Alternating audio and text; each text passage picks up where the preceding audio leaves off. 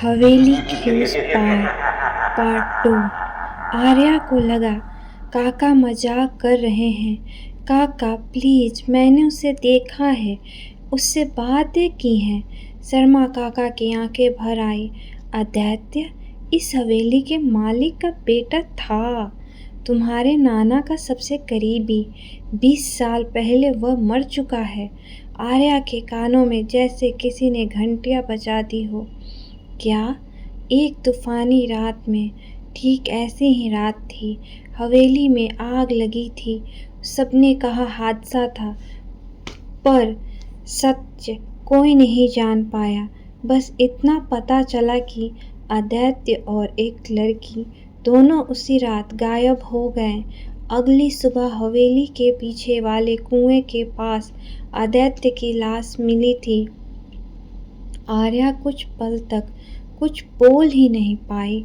उसके दिमाग में रात वाला चेहरा घूम गया। वही आंखें, वही आवाज, वही मुस्कान।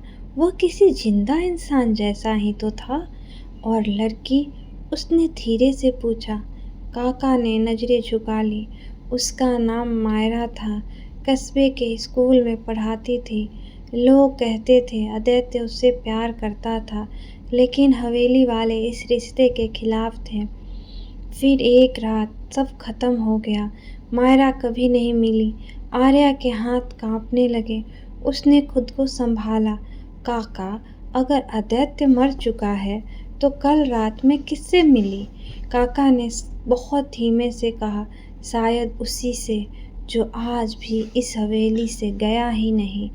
उस दिन आर्या ने तय किया कि वह डरकर भागने वालों में से नहीं है। उसे सच जानना ही होगा। हवेली बेचने का काम कुछ दिन रुक सकता था, लेकिन वह राज नहीं। शाम को वह हवेली के पुराने रेस्टरूम में गई। वहाँ धूल से भरे बक्से और फाइलें रखी थी।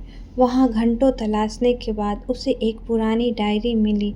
चमड़े के कवर पर पुराने अक्षरों में लिखा था ए। वो आदित्य की डायरी थी। आर्या कांपते हाथों से पन्ने पलटने लगी। पहले कुछ पन्नों में देवघर, हवेली, बारिश और मायरा का जिक्र था। आदित्य ने लिखा था कि मायरा की हंसी उसे पहली बारिश जैसी लगती है। उसने लिखा था वह मायरा के साथ इस कस्बे से दूर जाना चाहता है, जहाँ उसे कोई रोक ना सके। लेकिन फिर डायरी के आखिरी पन्नों के शब्द बदल गए थे। वहाँ बेचैनी थी, डर था और बार बार एक ही नाम, वो वापस आ गई है। एक पन्ने पर लिखा था, मायरा कहती है कि हवेली में कोई और भी है। रात को उससे के कमरे में कोई सफ़ेद साड़ी वाली औरत आती है। मैं उसे समझाता हूँ कि यह वहम है, पर कल रात मैंने खुद उसे देखा। बरामदे के आखिरी में खड़ी थी, चेहरा धुंधला पर आंखें जलती हुई। उसने कहा, जो इस हवेली में प्यार करेगा वह जिंदा नहीं बचेगा। आर्या ने घबराकर डायरी बंद कर दी। तभी पीछे से वही आवाज़ आई, तुम्हें यह डायरी नहीं पढ़नी चाहिए थी। आर्या पलटी। आदित्य दरवाजे पे खड़ा था। इस बार उसे देखकर डर से ज़्यादा गुस्सा आया। तुम कौन हो? सच सच बताओ, तुम मर चुके हो या जिंदा हो? आदित्य कुछ पल उसे देखता रहा, फिर धीमी आवाज़ में बोला, मैं वही हूँ जो इस हवेली में फंसा रह गया, शरीर से नहीं, अधूरे सच से। मतलब मेरी मौत हुई थी, लेकिन मैं गया नहीं, क्योंकि मेरी मौत हादसा नहीं थी। आर्या का गला सूख गया। तो किसने मारा तुम्हें? आदित्य की आंखें ठंडी हो गई। जिसने मायरा को मुझसे छीन लिया, उसी ने। कौन? यह हवेली। आर्या झुंझला गई। हवेली किसी को नहीं मारती, लोग मारते हैं। कभी कभी जगहें भी लोगों से ज़्यादा जिंदा होती है, आदित्य ने कहा। और यह हवेली सिर्फ ईंट पत्थर से नहीं है, इसमें एक औरत की नफरत दबी है, रागिनी देवी। मेरे पिता उनकी पहली पत्नी। उन्हें इस हवेली से जुनून था। जब पिता ने दूसरी शादी की, उन्होंने खुद को इस हवेली में बंद कर लिया। दोनों कहते हैं उन्होंने यही जान दे दी थी। तब से जो भी इस हवेली में सचमुच प्यार करता है, उसके साथ कुछ बहुत बुरा होता है। आर्या चुप रही। यह सब अंधविश्वास है। फिर भी वो आदित्य की आंखों में झूठ नहीं दिख रहा था। मायरा को भी उसी ने मारा। उसने पूछा। आदित्य ने सिर झुका लिया। मुझे लगता है हाँ, लेकिन मैंने उसे मरते नहीं देखा। उसी रात सब धुंधला हो गया। मुझे बस इतना याद है कि मायरा चीखी थी, फिर आग लगी और फिर अंधेरा। आर्या के भीतर अचानक एक अजीब सी टिस उठी। यह आदित्य को देख रही थी। एक ऐसा इंसान जो मरने के बाद भी अपने प्यार की तलाश में अटका हुआ था।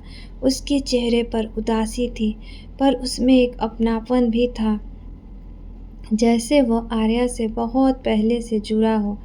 अगले कुछ दिन आर्या हवेली के पुराने कमरों, तहखानों और बाग में सुराग ढूंढती रही। आदित्य रात होते ही उसके सामने आ जाता, कभी बरामदे में, कभी लाइब्रेरी में, कभी उस पुराने कुएं के पास। शुरू में आर्या उससे डरती थी, लेकिन धीरे धीरे उसका डर कम होने लगा। आदित्य उससे ऐसे बात करता जैसे वह कोई भूत नहीं, बस एक बहुत अकेला इंसान हो। वह उसे हवेली के पुराने किस्से सुनाता, देवघर की बारिशों का जिक्र करता, मायरा की मुस्कान की बातें करता और कई बार बस चुपचाप उसे देखता रहता। एक रात हवेली की छत पर दोनों खड़े थे। बारिश थम चुकी थी। बादलों के बीच से आधा चांद दिख रहा था। तुम्हें शहर वापस जाना चाहिए, आदित्य ने अचानक कहा। क्यों? क्योंकि जितना तुम इस सच के करीब जाओगी, उतना खतरा बढ़ेगा, आर्या ने हल्की मुस्कान के साथ कहा। अगर मैं चली गई तो तुम्हारा सच कौन ढूंढेगा? आदित्य ने उसकी तरफ देखा। इस नज़र में पहली बार कुछ बदला हुआ था, कुछ बहुत गहरा, कुछ नरम। तुम्हें मेरी इतना चिंता क्यों है? आर्या ने जवाब नहीं दिया। शायद उसके पास जवाब था भी नहीं। वह खुद समझ नहीं पा रही थी कि कैसे कुछ ही दिनों में इस रहस्यमयी अधूरी आत्मा से उसका दिल जुड़ने लगा था। शायद इसलिए कि आदित्य के भीतर दर्द था और दर्द हमेशा दर्द को पहचान ही लेता है। शायद इसलिए कि उसकी आंखों में जो अकेलापन था, वो आर्या को अपनी तरफ खींचता था। उसी रात जब आर्या अपने कमरे में लौटी, उसे तकिए के नीचे एक पुरानी चाबी मिली, साथ में एक कागज़। तहखाने का आखिरी कमरा सच वही है। लिखावट मायरा की नहीं थी, आदित्य की भी नहीं थी। आर्या का दिल धड़क उठा। रात आधी। वह लालटेन लेकर नीचे तहखाने में गई। सीढ़ियाँ नम थी, हवा बदबूदार। आखिरी कमरे का ताला जंग लगा था, मगर चाबी घूम गई। दरवाज़ा खोलते ही धूल का गुबार उड़ा। कमरे के बीचों बीच एक बड़ा लकड़ी का संदूक रखा था।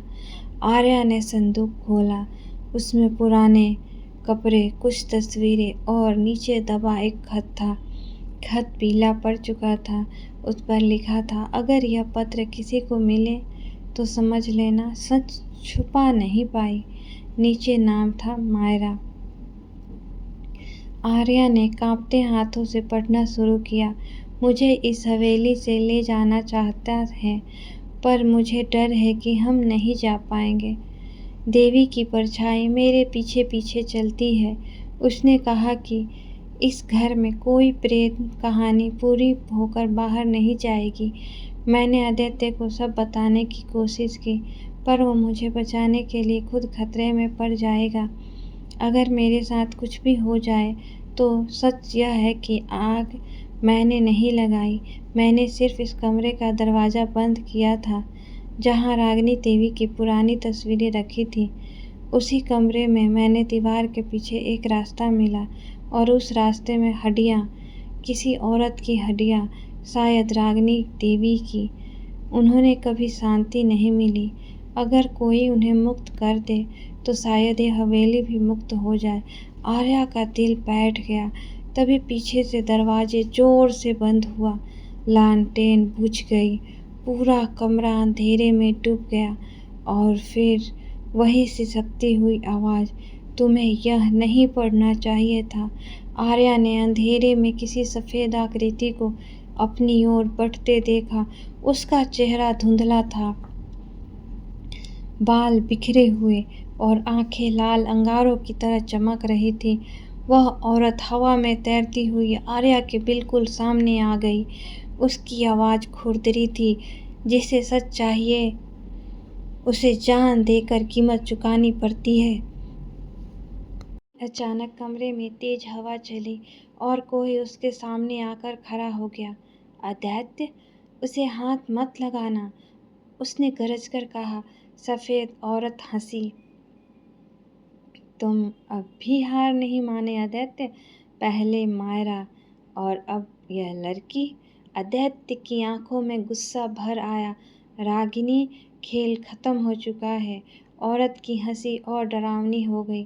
खत्म नहीं, जब तक इस हवेली में प्यार जिंदा है, मैं भी जिंदा हूँ। अगले ही पल कमरा कांपने लगा। संदूक पलट गया। दीवारों से धूल गिरने लगी। आदित्य ने आर्या का हाथ पकड़ा और उसे बाहर की ओर खींचा। दोनों भागते हुए तहखाने से बाहर निकले। पीछे से औरत की चीखें पूरी हवेली में गूंज रही थी। ऊपर आकर आर्या हाँफती हुई दीवार से लग गई। वो रागिनी थी? आदित्य ने सिर हिलाया। हाँ, और अब उसे पता चल गया है कि तुम सच के बहुत करीब पहुंच चुकी हो। मायरा के पत्र में हडिया का जिक्र था। अगर वो मिल जाए तो शायद उसका अंत हो सकता है। आदित्य ने बात पूरी की। लेकिन वह जगह मुझे याद नहीं। आग वाली रात, सब बिखर गया था। आर्या ने दृढ़ आवाज में कहा। तो हम ढूंढेंगे। हम? आदित्य हल्का सा मुस्कुराया। हाँ, हम। क्योंकि अब यह सिर्फ तुम्हारी कहानी नहीं रही। उस रात के बाद सब बदल गया। हवेली जैसे जाग गई हो। कहीं दरवाजे अपने आप खुलते, कहीं आईनों में अजीब चेहरे दिखते, कहीं रात को किसी के रोने की आवाज़ आती। मगर आर्या अब भागने वालों में से नहीं थी। वह हर डर के साथ और मजबूत होती जा रही थी और आदित्य उसके और करीब आता जा रहा था।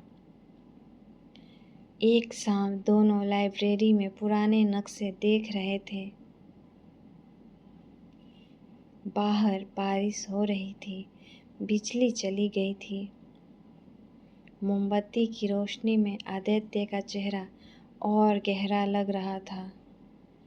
अगर यह सब खत्म हो गया, आर्या ने धीरे से पूछा, तो तुम चले जाओगे? आदित्य ने उसकी ओर देखा। उसके चेहरे पर पहली बार दर्द साफ दिखाई दिया। शायद जो आत्मा अधूरी वजह से रुकती है, वजह खत्म होते ही उसे जाना पड़ता है। आर्या का गला भर आया। और अगर मैं नहीं चाहूँ कि तुम जाओ? कुछ पल दोनों के बीच सिर्फ बारिश की आवाज़ रही। आदित्य ने बहुत धीमे से कहा, तुम मत चाहो, क्योंकि जो चीज़ें हमारी नहीं होती उन्हें रोकने की कोशिश सबसे ज़्यादा दर्द देती है। आर्या ने नज़रें झुका ली।